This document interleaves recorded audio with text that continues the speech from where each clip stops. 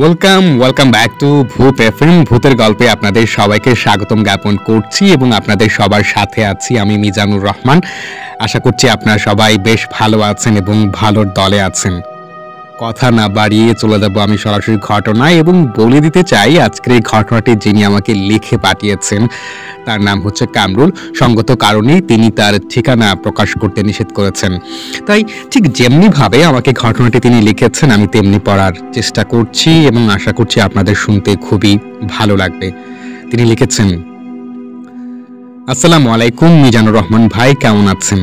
আশা করছি বেশ ভালো আছেন। আপনাকে কয়েকদিন ধরেই এই ঘটনাটা লিখব বলে ভাবছি, কিন্তু সময় হয়নি বলে লিখতে পারছিলাম না। আমার এই ঘটনাটি যখন ঘটে যায় তখন আমিও বেশ ছোট ছিলাম এবং আমার ছোট বোন যার সাথে মূলত এই ঘটনাটি ঘটে যায় সে তখন আরও ছোট।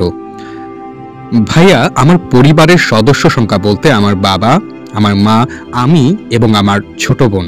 বলে রাখা ভালো যে আমার ছোট বোন আমার চাইতে প্রায় 6 থেকে 7 বছরের ছোট।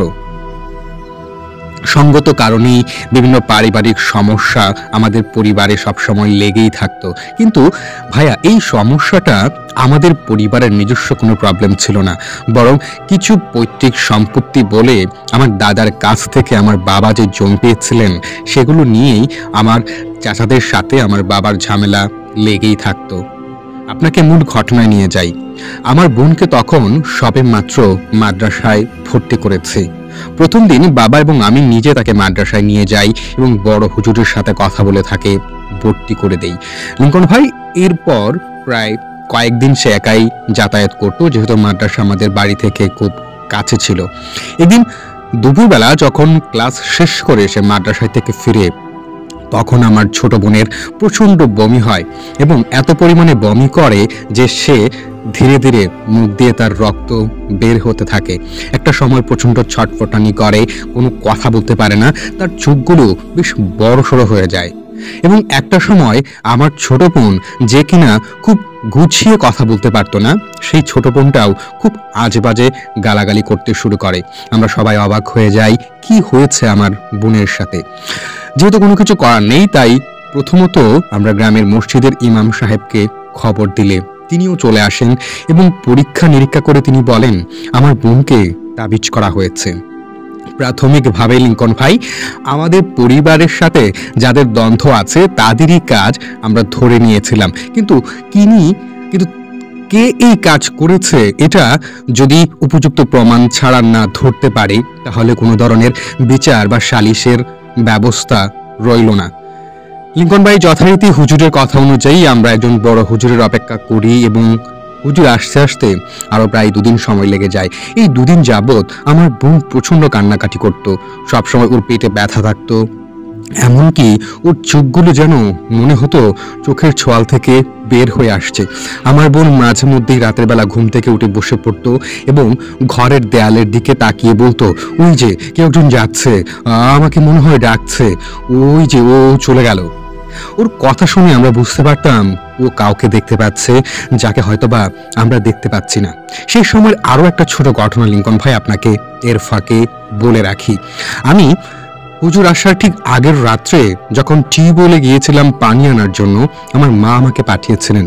তখন আমি যেয়ে দেখলাম আমাদের টিউবওয়েলের যে বেড়া দেয়া আছে, বেড়ার পাশে একটা ছায়ামূর্তি দাঁড়িয়েছিল। এই ছায়ামূর্তিটা দেখে বোঝার কোনো জয় ছিল না যে এটাকে পুরুষ নাকি মহিলা, কিন্তু কয়েকবার ভালো করে তাকানোর পরে আমি দেখতে পেলাম এটা মহিলা মানুষের ছায়ামূর্তি ছিল, যে আমাকে দেখে প্রচণ্ড রেগে মেগে যে বলতে শুরু করে, তোর বোনকে শেষ করে ফেলবো, তোর বোনকে মেরে ফেলবো। আমি এতটা ভয় পেয়েছিলাম লিঙ্কন ভাই যে আমি দৌড়ে আমার ঘরে চলে আসি, আমার বাবা মাকে পুরো ঘটনা খুলে বলি এবং সেই সময় আমি, আমার মা এবং বাবা আমরা 3 জন দেখছিলাম আমার বোন জানালা দিয়ে যেন কার সাথে কথা বলছে। এই প্রথমবার কয়েক সপ্তাহের মধ্যে আমার বোনের মুখে হাসি দেখতে পেয়েছিলাম, কিন্তু কিছুক্ষণ পরেই তার মুখটা মলিন হয়ে যায় এবং সে আবারও চিৎকার করতে থাকে। তার পেটে প্রচণ্ড ব্যথা হচ্ছে, তার চোখগুলো লাল হয়ে যায় এবং খারাপ খারাপ ভাষায় সে আমাদেরকে গালাগালি করতে শুরু করে। হুজুর প্রাথমিকভাবে যে তেল পড়া দিয়েছিলেন সেটাই তার মাথায় মেখে দেই এবং নাকে মুখে লাগিয়ে দিলে কিছুক্ষণের মধ্যেই সে সেন্সলেস হয়ে যায় এবং সেখানেই ঘুমিয়ে পড়ে।